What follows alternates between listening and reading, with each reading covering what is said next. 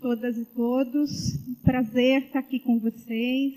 Quero agradecer a pessoa do Zé Renato, todos os organizadores desse evento pelo convite. Agradecer a todos que estão trabalhando aqui, a nossa intérprete de Libras ali, que eu acho extremamente importante em todo o evento. E a todos que estão trabalhando para fazer isso aqui possível. Eu me formei em publicidade, né, e trabalhei na área até 2000, 2001. E uma grande mudança na minha vida aconteceu no dia em que eu li uma história de uma moça que ela era CEO de uma grande empresa da área de navegação, de transporte, já não me lembro bem. E ela um dia escreveu o próprio obituário, voltou para casa e falou: não é essa a marca que eu quero deixar no mundo, não é essa a vida que eu quero ter. E aí eu estava com 29 anos na época e falei: eu quero fazer a mesma coisa. Escrevi meu próprio obituário, né, e quando eu comecei a ler, eu falei: também não é essa a marca que eu quero deixar no mundo. Eu acho que a gente está aqui ocupando espaço, ocupando recursos naturais, gastando recursos naturais. A gente tem que tentar devolver algo para o mundo, deixar uma marca, deixar uma certa transformação em algo. Então foi quando eu resolvi largar a publicidade também e começar a escrever, que era uma coisa, eu nunca tinha escrito nada, eu era blogueira na época, isso eu estou falando de 99, né? Eu falo que eu cheguei na internet quando tudo era mato ainda, né? A maioria de vocês com certeza não tinha nascido.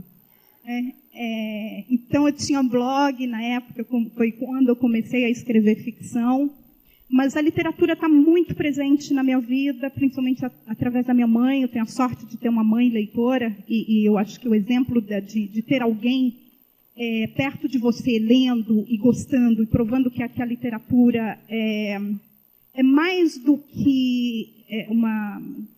Para mim é uma companheira. Eu falo que quem gosta de ler nunca está sozinho na vida, e eu tenho absoluta certeza disso. Então foi quando eu comecei a querer escrever. Larguei toda a minha vida em São Paulo, me mudei para a ilha de Itaparica, né, em Salvador, porque me interessou a história dos escravos malês, que eram escravos muçulmanos que fizeram uma revolução na Bahia em 1835. A ideia deles era separar a Bahia do Brasil, formar um estado independente. E eu nunca tinha ouvido falar disso na escola, né, nas aulas de história. Eu acho que a gente estuda, sei lá, sabe-se mais sobre Guerra de Constantinopla do que das revoltas escravas que aconteceram, às vezes, na nossa própria cidade. Então, assim, eu fiquei muito impactada ao estudar o que foi o período da escravidão no Brasil, o quanto ele continua, o quanto os seus efeitos, né, a herança escravocrata brasileira ainda continua presente na nossa sociedade, ou seja, a história se repete, né, por nós, às vezes, tentarmos não falar dela, querermos esquecer de uma maneira, esquecer sem antes trabalhar e sem antes compreender. E eu acho que acabei me interessando a partir da escrita do Defeito de Cor, que é romance histórico que narra a vida de uma escrava, de uma escravizada, dos 8 aos 89 anos, passando por várias cidades do Brasil e o retorno dela a alguns países da África. E, a partir daí, eu comecei a me interessar pelo tema racismo, né, que é um tema que ainda é tabu dentro da sociedade brasileira. Eu acho que, ultimamente, tem melhorado um pouco, mas continua sendo, né? Racismo, para mim, é aquele tipo de palavra que, quando a gente fala num determinado ambiente, as pessoas geralmente se retraem, né? E não é comigo, não sou, não sei de nada, não vi, né? Então, precisamos começar a ter coragem de encarar esse assunto de frente, ou a gente ainda vai perder para o racismo várias e várias gerações de brasileiros, principalmente jovens homens negros, que são mortos diariamente ao número de 23 pela polícia brasileira. Então, a gente não pode mais se dar ao luxo, como país, como nação, como um povo que quer ir para frente. Nós não podemos nos dar ao luxo de abrir mão da potencialidade dessas vidas, né? Então, precisamos cada vez mais falar de todos, acho que não só de racismo, eu puxo a sardinha para o meu lado porque é o meu tema de trabalho, mas eu acho que de todos esses ismos, né, que nos dividem de uma maneira completamente irracional, burra, e injusta, né? Quando eu vou falar sobre racismo, eu gosto de começar contando uma historinha que eu ouvi de uma professora norte-americana, em que ela dizia que ela estava com uma filha de uma amiga, uma jovem de 15 anos, no estacionamento de um supermercado em Los Angeles, na comemoração, e estava tocando na rádio alguns programas e músicas em celebração aos 10 anos, eu acho que 10 anos, da morte do rapper Tupac Shakur. Né? E ela disse que estava com essa amiga no carro, com essa filha da amiga no carro, e chegou uma senhora, bateu no vidro, as duas estavam conversando, chegou uma senhora, bateu no vidro do carro, né? A hora que ela abriu, a senhora pediu, olha, será que você podia tirar teu carro daqui para eu descarregar minhas compras? Ela olhou para o lado, tanto essa professora como a garota eram negras, essa senhora era branca. Ela disse que olhou para a senhora e falou, não tinha nenhum outro carro, ou seja, ela não estava atrapalhando para que aquela senhora tirasse as compras do carro dela. Ela falou, olha, eu acho que não está atrapalhando, a senhora fique à vontade, nós vamos ficar aqui dentro do carro até a senhora acabar de guardar as compras, depois nós saímos. E quando elas saíram do carro, essa senhora virou para ela e falou, né, e pensar que eu marchei por vocês. Ou seja, ela estava falando das marchas pelos direitos civis dos negros norte-americanos, né, e meio que reclamando, né, olha, eu marchei por você e agora você me trata com essa falta de consideração. Né? Ela disse que pensou no momento o que dizer, né, se ficasse quieta, se ficaria quieta ou se falaria, mas ela achou que aquela jovem negra do lado dela, né, ainda passaria por muitas situações como aquelas na vida e teria que aprender a reagir. Né? Não é o momento em que dá para você ficar calado. Então, ela disse que virou para a senhora e falou, olha, se a senhora não entendeu até agora que esteve marchando lá foi por você mesma e não por mim, não há nada que eu possa fazer agora. E eu acho que essa é uma das consciências, a principal consciência que a gente tem que tomar quando a gente está lutando por qualquer outro ismos, né? Quando queremos nos tornar atuantes na luta, seja contra o racismo, homofobia, xenofobia, qualquer desses outros ismos que tanto atrapalham a nossa sociedade, a primeira coisa que a gente tem que ver é, não fazendo parte daquele grupo pelo qual nós estamos lutando, né, nós estamos fazendo aquilo por nós mesmos, né, não é pelo outro. Nós estamos fazendo para que nós nos tornemos pessoas melhores, mais tolerantes, mais sociáveis, mais em consciência do que significa ser um ser social, do que significa estar no mundo. Né? Então, eu acho que qualquer pessoa que queira lutar contra um dessas grandes feridas ou os cânceres da nossa humanidade, ela tem consciência de que, primeiro, ela está fazendo aquilo por si mesma. Né? Ao se tornar uma pessoa melhor, ela vai poder tornar melhor o mundo ao seu redor. E de que maneira que a gente pode fazer isso? Estudando, e escutando, e não fugindo dos assuntos. Né? Tem um trabalho muito importante de uma antropóloga, historiadora, chamada Lilian Schwartz, que ela fez na USP há algum tempo, né, estudando o racismo na sociedade brasileira. E ela fez uma pesquisa entre alunos e professores, onde se descobriu que eu acho que 93% das pessoas que responderam, né, consideravam o Brasil... Como é que era? Sabiam que o Brasil... 97% diziam que o Brasil era, sim, um país racista, 93% conhecia uma pessoa que era racista e só 3% se considerou racista. Ou seja, a conta não fecha. Né? A gente tem uma ideia que nós somos uma ilha de aceitação e de tolerância e de conhecimento cercado por racistas, machistas, homofóbicos, e não é verdade. Né? Eu acho que primeiro a gente tem que olhar para a gente. Eu acho que é impossível a gente nascer numa sociedade que é racista, machista, xenofóbica, homofóbica, e não ser também. Né? Como é que a gente manifesta isso? Aqui é a diferença. Como é que a gente se vigia nos nossos atos é que pode fazer a diferença no mundo?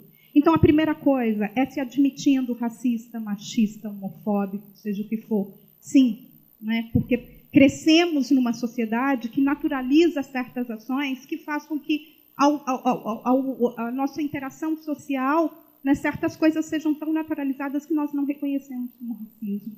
Né? Então, eu acho que primeiro olhar para a gente, se policiar, né, e realmente se tornar uma pessoa mais tolerante, e fora disso, é um processo contínuo, não é algo que fala, olha, eu não sou, eu não vou ser mais daqui para frente, não. Eu vou me vigiar constantemente para que eu não seja. E muito mais que isso, é importante também a gente ter a consciência do papel social da luta antirracista, ou seja, não basta não ser racista, né? Para realmente fazer alguma diferença na sociedade, a gente precisa ser antirracista. E disso eu falo porque a gente tem muita dificuldade em nos assumirmos como seres históricos, né? Como seres que estão aqui num determinado momento e que vão influenciar toda a história a partir daquele momento de sua vivência e a partir das suas atitudes, né? Dos exemplos que eu gosto de dar é que as pessoas gostam muito de dizer, né? Olha, desculpa, vou chegar atrasada porque estou presa no trânsito. Na verdade, não, você é o trânsito, né? Teu carro está ali no meio também, você faz parte daquilo, né? E, ao mesmo tempo em que você se tira dessa situação e acha que são os outros ao teu redor que estão te atrapalhando. E cada uma dessas pessoas está pensando a mesma coisa. E aí ninguém faz nada para melhorar o trânsito porque eu estou presa no trânsito e não sou o trânsito, né? Então, acho que isso a gente deve levar para a vida também, né? Não basta você dizer, olha, estou cercado de racista, porque na maioria das vezes nós estamos, né? Eu acho que a gente tem que entender muito bem que é racismo. Às vezes as pessoas acham que racismo é algo que precisa de ódio, né? Precisa de guerra, de luta, de sangue. Não, né? A maioria das ações de racismo que acontecem são ações do cotidiano, né? Elas são muito mais sutis e, às vezes, percebidas só por quem está sofrendo racismo, né? Então, estar atentos a isso, né? Nos entendermos como... E, geralmente, esses atos de racismo do cotidiano que a gente acaba naturalizando e, às vezes, chamando até de piada, de brincadeira, de mal-entendido, de gracinha, né? A gente precisa parar de fazer isso. Precisamos começar a dar o nome verdadeiro às coisas, né? Não é piada, é racismo. Não é mal-entendido, é racismo. Não é brincadeira, é racismo, né? Porque eu acho que a partir daí é que a gente vai parar de naturalizar essas ações, né? Como brincadeira do youtuber que teve há uma semana ou 2 semanas, aí, que vocês devem ter acompanhado aí pela internet, né? Ou seja, não é mal-entendido, não é brincadeira, é racismo. Muitas vezes os atos de racismo eles são praticados por pessoas que a gente considera legais. Às vezes são os nossos avós, os nossos tios, os nossos amigos, namorados, né? E quando vocês veem alguém das suas relações assim próximas praticando isso, vocês têm que falar, né? Porque passar a mão na cabeça e deixar passar, está brincando, não está, né? Eu acho que esse papel a gente tem que tomar para nós, né? Como alguém que realmente quer fazer alguma diferença no mundo, né? E existem vários tipos de racismo, né? Eu trouxe aqui, não vai dar para ver, mas pelo menos eu vou citar alguns, né? Porque a gente pensa que às vezes é só o tipo do racismo pessoal, né? De pessoa para pessoa, mas não é. Temos, né, por exemplo, o racismo individual, né, que é aquele que parte de atitudes pessoais de uma pessoa para outra. O racismo cultural, que é aquele que defende a superioridade de uma cultura ou de manifestações em relações a outras, né? O racismo ecológico ou ambiental, né, que é aquele que é uma discriminação através do meio ambiente, que isso acaba prejudicando certos povos ou certas culturas, né? Temos o racismo institucional, que é aquele que vem de todas as instituições econômicas, políticas, sejam públicas ou privadas, né? Em que alguns grupos da sociedade não estão presentes, tá? E disso eu não digo só rejeitando, né? Mas eu acho que a gente precisa começar a fazer o teste de perguntar quantos professores negros eu tenho, né? Quantas pessoas negras trabalham nessa empresa? Quantas pessoas negras trabalham na organização de determinada coisa? Então, ou seja, esse é um tipo de atuação que também nós podemos ter, né? O racismo institucional. Racismo primário, né, que é aquele que não conta com justificativo, ou seja, há uma determinada explosão, né, num determinado momento, e por aí vai. Quem se interessar mais, eu acho bem tranquilo vocês acharem essa denominação, né, e todas as explicações do tipos de racismo que enfrentamos na sociedade brasileira. Eu acho que está na hora da gente, mais do que nunca, né, se assumir como imperfeitos, nos assumirmos, né, como seres imperfeitos que somos, como seres que absorvem todas as doenças das nações e das sociedades e que nós estamos inseridos, né, e o quão tóxico é para o mundo, para o futuro, para as gerações futuras, a gente se calar, né, e não se colocar em situações em que a gente pode fazer alguma diferença. Eu acho que vocês aqui, todos lutando por um futuro melhor, por um futuro onde se sintam incluídos, né, por um futuro onde estejam em posições de poder, fazer diferença não só na vida de vocês, mas na vida das pessoas, né? A única coisa, se eu puder deixar uma mensagem aqui hoje é essa, né? Não necessariamente, às vezes as pessoas acham meio mórbido voltar para casa e fazer o obituário, né? Mas faça uma listinha hoje, se de repente, sei lá, um disco voador abduzisse vocês aqui hoje da Terra, né? Como é que vocês seriam lembrados? Qual é a diferença que vocês estão fazendo na vida de outras pessoas para as gerações futuras, né? Então, façam essa listinha e sejam, né, assumam a responsabilidade de seres históricos que vocês são. Muito obrigada.